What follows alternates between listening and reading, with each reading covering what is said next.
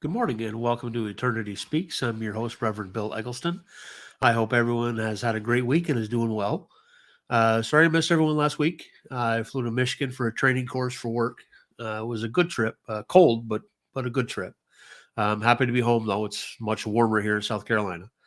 Today, I'd like to talk about the importance of integrity. Um, these days, image is everything. Sadly, it's not as important in terms of what you do, but in terms of what people think you've done, uh, perception is everything. Uh, you can be the most honest person in the world, and there are still those out there who are going to question your intentions. The key in all this is remaining true to yourself. I know I've said that before, but it's an important thing. Uh, it's important to know in your heart that you're doing everything you can to do what's right, despite who might be watching. This is no different in terms of your faith. There are many, I hate to say, fair weather Christians out there. I hate to use that term, but it's sadly it's true. Uh, those people that go to church every Sunday and put on a righteous face for their congregation, and meanwhile they're not so righteous the rest of the week. Uh, Seems like they only worry about that, about being godly and spiritual on Sundays. Then the rest of the week they kind of do what they want. Uh, I know no one's perfect, and I'm not trying to. I'm in no position to judge anyone, or I'm not trying to condemn people who make mistakes. I mean, everybody makes mistakes.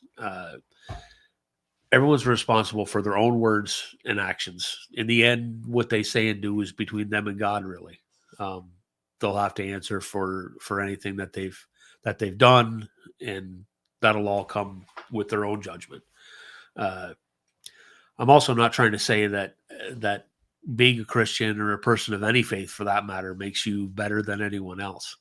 Um, all I'm saying is to do what's right, do the right thing, even when no one's watching, because someone's always watching, and I think you can figure out who I'm talking about. Uh, you need to hold yourself to a higher standard. Uh, be the difference that you want to see in the world.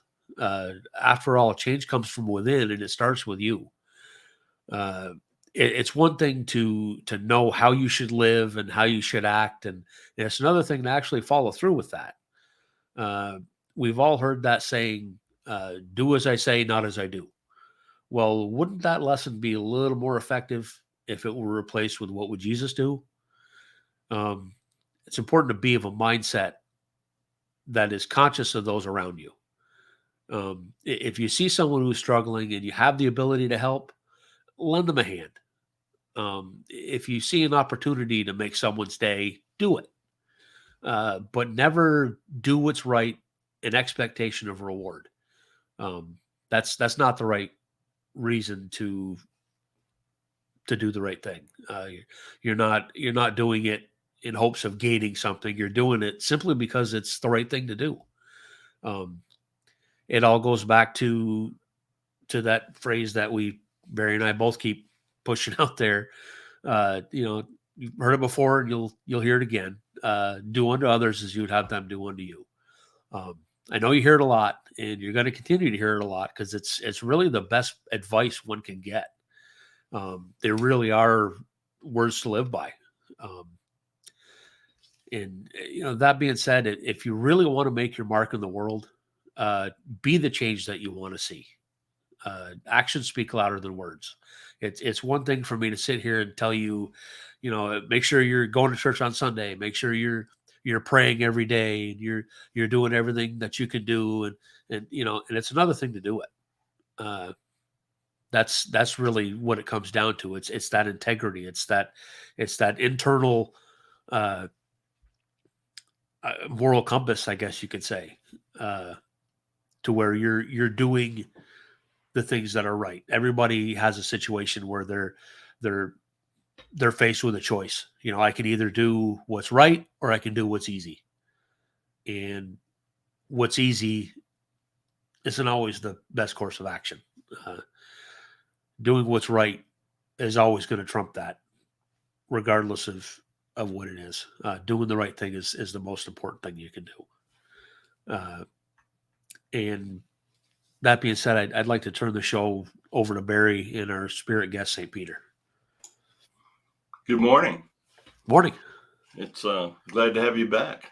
Glad to be back. It was a long, boring week. Yeah, and also it's a lot warmer in South Carolina. Oh yeah, too. A lot warmer here. Still chilly, but a lot warmer. Not as cold as Utah, though. You have a point. Yeah, you have a point. Okay, today we're going to have St. Peter with us. He's standing here by me, so we might as well, as we say, get the show on the road. All right. Okay. Good morning, everybody. Today, I want you to know that those of us on the other side that are watching what is taking place are very sad to see the events that are going on in Europe at this time. I know you've heard us tell you that man has weapons of mass destruction that can wipe humans off the face of the earth. You're seeing just how truly destructive modern warfare can be now. You're seeing people being attacked mercilessly. You're seeing many being killed, and it's happening on both sides. Ukrainians are killing Russians. Russians are killing Ukrainians. They're killing people with children, pregnant women. It means nothing. These people are going to pay when they return. They just simply don't understand. They are pursuing the power that we talk about every week. You hear Barry and Jesus speak of pursuing power, pursuing wealth. Well, now you're witnessing it. You are seeing the reality of what you have been hearing from us. It saddens us greatly to see this taking place. This is free will at its worst. This is free will. It could ruin everyone's lives. It could ruin hundreds of thousands of years of evolution for humans. Yes, you've heard Jesus say that he's going to let everything play out because it's free will. If you were listening to his messages, you heard him say that, well, if humans use weapons of mass destruction, it simply means that all of the souls will return to heaven and you'll have to start over. Maybe the grand experience of putting humans on a planet is going to fail. I hope those of you that are listening understand what is taking place. This is what we warned you about. Now, I'm not trying to have everybody fear what's taking place. While it is possible that the individual in charge of all this has problems, he knows now that he made a mistake. And he knows that there's going to be penalties for what he did. And he's terrified. So you see, when you go against God's word, it will be terrifying for you. On a smaller scale, each of you have the opportunity to listen and follow his words or not. The or not part should be the terrifying part for you. Now, there's no hell that they write about in the Bible. There's no place that you're going to go or you're going to be burned in a nasty pit forever. But there is a place of nothingness, and that is the lower level of heaven. You don't want to go there. Imagine your soul spending time by itself for thousands and thousands of years. I guess you could think of that as a type of hell, but it is certainly not the place that was conceived of by those that altered the words of the Gospels. The individuals that are pursuing killing so many people unmercifully are going to find themselves in that lower level, and they should be terrified. They are going to be down with all of the people that created terrible things through the years. That's where Hitler is. He paid for the genocide that he created and all the millions of lives that wound up dying because of it. I would hope that the people of Russia understand that they have been hearing propaganda and they've been believing it. When propaganda is something that you hear day in and day out, lies become truth. That is a reason why in the messages we tell you that you have to sort out the difference between truth and lies.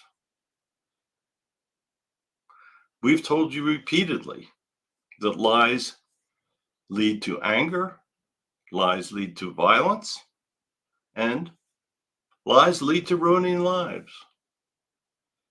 You're seeing it now as I am here speaking to you. It's taking place. Lies can destroy civilizations. I'm not sure you could ever give me an example of where truth has destroyed a civilization. Truth will set you free. Lies will destroy. Anger and hatred destroys. You're also seeing that now. The Russians have invaded the country of Ukraine. Now, individuals that were very friendly to Russia hate them. What they have done is created hatred. Now, we tell you that it's not good to hate, but how do you avoid it in situations like this? You've seen soldiers killing innocent people.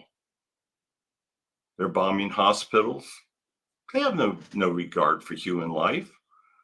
They think that the more that they can make the Ukrainians suffer, the better their chances are of success. But there is another side to that coin. The more that they make those people suffer, the more hatred they will create. That hatred will lead to the people killing more Russians. It's inevitable. Once you go down the road of lying and violence and hatred, it is often a road of no return. It's going to be impossible for those people that have been having their families destroyed not to hate the Russians. That is why we tell you that hatred brings on hatred. Anger brings on hatred. There's many things that do it. We now have a chain reaction taking place. How it will end, I don't know. That's up to the people that are involved. I do know that they should end the violence. Do not create more hatred than what you've already created. This road of violence and hatred has no end. I wish that all the individuals that are hearing this message would simply step back and understand what they are seeing. One individual's attempt to grab power and wealth is destroying the lives of millions. Oh, he'll pay for it. And many of those that are supporting him will pay for it. But they really don't understand God. They think that the power, the glory, everything that goes with it, the wealth, is all that there is. Now, some of these people profess to be Christians. If you were a Christian, you would not be doing such actions. Now, we tell you that violence in the military is acceptable if you are protecting the innocent. What is happening is Russia's attacking the innocents. They are going to pay terribly for this. Many of the soldiers are abusing the laws of warfare. They're killing innocent people, and they are being drugged down with this action. I'm telling you that this truly saddens us, but we are also going to let free will play out. All of you need to understand that humanity is in a very precarious place. Now, we are not going to abandon all of you that are following the words or maybe even don't believe, but are feeling grief and sorrow over what is taking place. We will be using our guides, our angels, to try to direct people to stop the violence. Now, there's only so much we can do from over here. We will not interfere with the individuals that are creating the violence. We'll try to influence them, but we will not have God snap his fingers and have all the violence go away. This is becoming a terrible learning experience for all in the world. There can be good come out of this. Individuals need to understand that this should never take place again. There are many people in the governments of the world that only understand the concept of power and wealth. The people need to get those individuals out of positions of power. Now, I'm not saying that you should kill them or assassinate them, because that would be against God's will.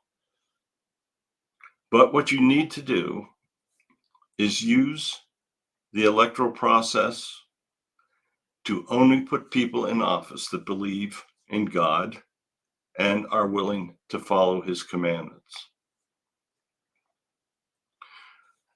I also know that that's difficult. Many people lie and tell you that they believe in God and they're going to do good. And as soon as they get into that office, they pursue the same greed and power that the people before them did. That is on them. But at least you did your best to try to select strong individuals that could return the world to a place of peace. You hear every week that coexistence and love is the key. Well, it is. God would not tell you this if he didn't mean it. You must learn to get along with others, to love others, and to coexist. This can be taken as low as the family level. You and your wife need to love each other and coexist peacefully together. You show violence to your children, those children will think violence is the way of life, and they will probably show up as they grow and create violence towards others as well. If you beat your wife, your child is going to think that's satisfactory, and he'll probably beat his wife as well. So you see, coexistence actually begins at the family level. Love begins at the family level. Introduce it to the youth because they become the adults of the future, and they are the ones that will influence how governments of the world perform. They are the ones that will determine whether all of the individuals that are walking this planet can coexist and love one another. If that type of coexistence does not take place, it is inevitable that human evolution will be either slowed or maybe even destroyed. I'm not here to make you fear. I am here to try to make you understand the realities of life. The reality is that you must begin for each individual. If each individual learns to love and coexist with those around him, that is a virus, a good virus, that will spread throughout the world. Choose your leaders wisely. Do your best to research them. Choose people that will cooperate with others. And choose people that have a history of following God's words and cooperating with other people. I wanted to talk to you personally today because of the terrible things that are taking place. Watch it. Do not put your head in the sand. What is happening is a demonstration of what can take place in modern warfare. The destruction abilities of the armies of the world are not a thing that anyone can comprehend. Take that first step of love, pressure those in office to cooperate and pursue a path whose directions have been given to you by God. I want to thank you for listening. I hope that you listen. I was very close to Jesus when he walked the earth, and we saw the violence of the Romans. It is actually very similar to what's taking place today, except today, the abilities of armies to kill are just so much greater than the time that we lived. I want you to pray to God that individuals can change, can learn, and can truly coexist. So I know God is listening, and I know he will bless all of you that are listening to these words, and especially bless those that will pass on the message. So thank you for allowing me to speak today. I will come back to you again in the future when I am asked for and requested. So goodbye, bless all of you, and know that love is the answer. There you go. Yeah. It's not a whole lot to say after that, is there? Not a lot, no. Okay. I'm gonna leave you. I think next week St. Paul is going to speak. He always talks of forgiveness, and there's a lot of people in the world that need forgiveness right now. So Yes, next there week is. we'll have Paul back on. Okay. Okay. Goodbye. All right. Have a good one. You do. All right, there you have it. A great message from Saint Peter. Um, like you were saying, I think it's important right now, especially with the way things are, that you make sure that you're praying every day. You're praying for the leaders of the world, for those that are suffering, and for each other. Uh, and like I said before, it's you need to be the change that you want to see in the world. Uh, things are not the greatest right now. It's important that we all learn to get along, uh, learn to coexist, as Saint Peter said, and just just keep praying, keep doing the right thing, doing what you know is right, uh, and just be the change. Uh, that's that's all I can think of. Uh, I want to remind everybody again. You know, go to the website, go to eternity-speaks.com, and leave your comments about the show on there, things that you'd like to see. Ask questions if you have questions about faith or what we do, or pretty much anything. If you're having a problem, I'll I'm more than happy to try to help you through it, talk to you and pray with you, and yeah, we're we're always here for you. It's important that we're here for each other, with the way things are. Um, so with that, I'm gonna go ahead and sign off here. Looking forward next week to talking with St. Paul again. Uh, so keep each other close. Hug your children, hug your family. Uh, keep praying, and God bless.